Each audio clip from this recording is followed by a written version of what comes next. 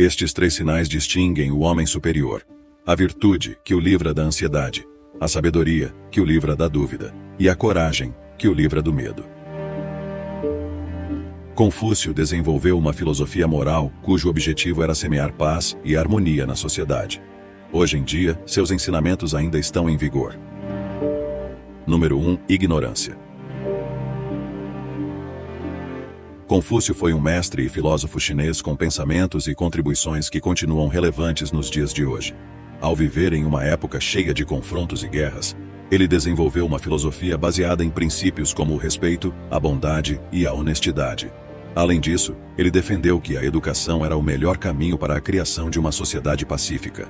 Dessa forma, ele rompeu com a tradição de que apenas os nobres deveriam ter acesso à educação, e dedicou grande parte de sua vida ao ensino dos valores humanos. Seu legado foi tão grande que seus seguidores fundaram o confucionismo, um sistema ético que tem sido praticado por milhões de pessoas. Para Confúcio, uma pessoa virtuosa está sempre cultivando seu intelecto por meio do estudo, e suas ações são sempre guiadas por valores morais. Dessa forma, ele não considerava o conhecimento como um fim em si mesmo, mas sim como um caminho constante. Além disso, Confúcio enfatizava muito a importância do passado e reverenciava a velhice, pois considerava que os mais velhos eram os únicos capazes de transmitir sabedoria às novas gerações. Nesse sentido, ele defendia uma estrutura social em que os mais velhos educavam os jovens. Quando vires um homem bom, pensa em imitá-lo. Quando vires um homem mau, examina o teu próprio coração. Confúcio acreditava nessa ideia porque considerava que a virtude e a sabedoria são conquistas pessoais que devem ser cultivadas internamente. Quando encontramos alguém que demonstra ser bom e virtuoso, Confúcio sugere que devemos observar e aprender com suas qualidades, buscando emular suas ações e comportamentos positivos. Por outro lado, quando nos deparamos com alguém que é considerado mau, Confúcio nos instiga a refletir sobre nós mesmos e examinar nosso próprio coração. Ele acreditava que ao nos confrontarmos com o comportamento negativo dos outros, deveríamos avaliar se temos tendências semelhantes e buscar corrigi-las dentro de nós mesmos. Essa abordagem reflete a ênfase de Confúcio na autorreflexão, no autodesenvolvimento e na responsabilidade pessoal. Ele acreditava que a busca pela virtude e sabedoria era uma jornada individual, na qual cada pessoa tinha a responsabilidade de melhorar a si mesma e contribuir para a harmonia da sociedade. O homem sábio busca o que deseja em seu interior. O não sábio o busca nos outros. Confúcio queria transmitir a ideia de que a verdadeira fonte de satisfação e realização pessoal reside dentro de cada indivíduo. Ele acreditava que um homem sábio era capaz de encontrar a felicidade, a sabedoria e a virtude, ao buscar essas qualidades em seu próprio interior, através da autorreflexão, do autoconhecimento e do cultivo de virtudes morais. Por outro lado, o homem não sábio, segundo Confúcio, busca externamente as coisas que deseja. Ele procura a satisfação e a realização através de bens materiais, do poder, da fama ou da aprovação dos outros. Confúcio enfatizava que essa busca externa era vazia e fadada à insatisfação, pois as fontes de felicidade e virtude verdadeiras estão dentro de cada pessoa. Portanto, Confúcio incentivava as pessoas a se voltarem para seu interior, a cultivar virtudes morais, a buscar a sabedoria e a virtude em si mesmas, em vez de depender de fatores externos para sua realização. Ele acreditava que essa abordagem levaria a uma vida mais plena e harmoniosa.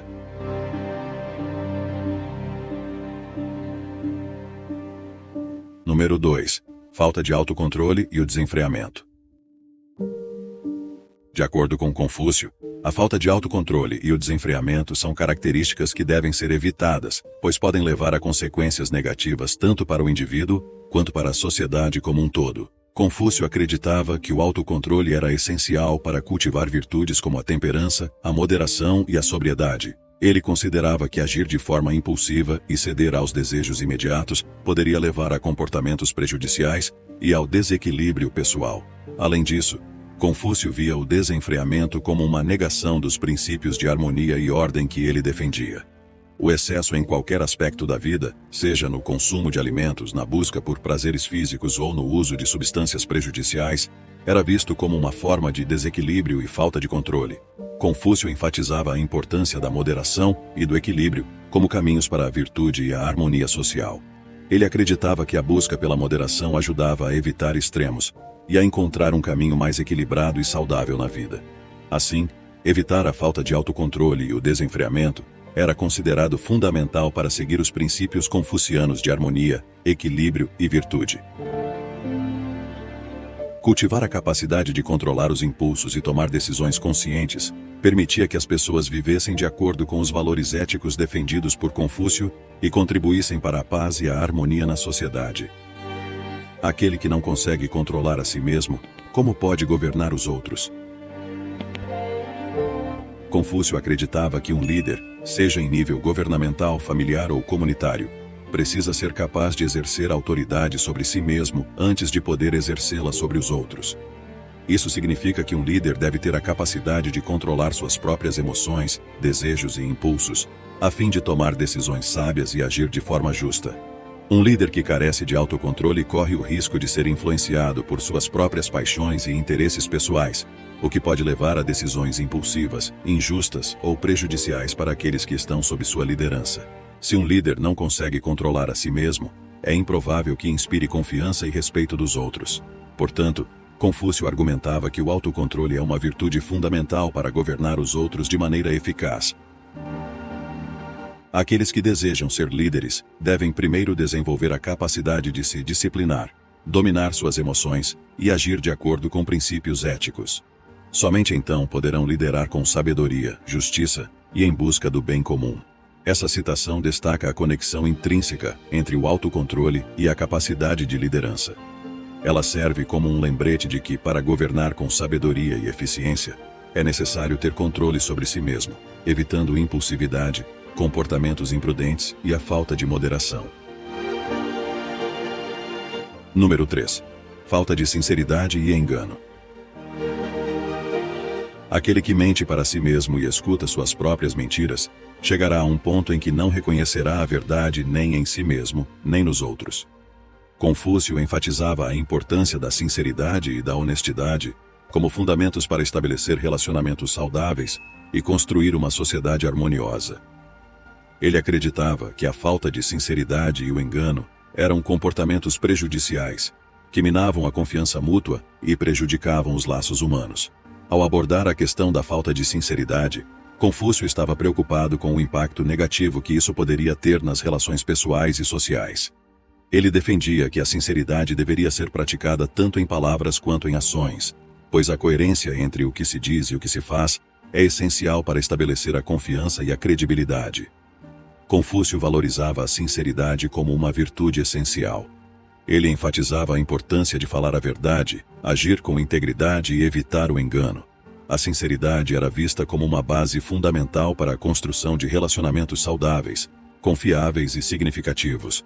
A falta de sinceridade e o engano eram considerados comportamentos que minavam a confiança mútua entre as pessoas. Ele argumentava que quando alguém se envolvia em mentiras, manipulações ou enganos, prejudicava não apenas sua própria integridade, mas também comprometia a confiança e a estabilidade dos relacionamentos sociais. Para Confúcio, a sinceridade era uma qualidade que devia permear todas as esferas da vida, desde as relações familiares até as interações sociais mais amplas. Ele defendia que, ao serem sinceras e honestas em suas palavras e ações, as pessoas poderiam estabelecer conexões genuínas, resolver conflitos de forma construtiva e contribuir para a criação de uma sociedade mais harmoniosa. Essa citação serve como um lembrete de que a sinceridade e a honestidade são valores essenciais para a promoção da confiança, do respeito mútuo e da cooperação entre as pessoas.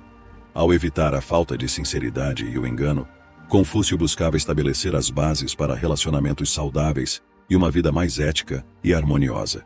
Confúcio ensinou uma filosofia centrada na promoção da harmonia social, através da prática de virtudes morais e do cumprimento de papéis e deveres sociais.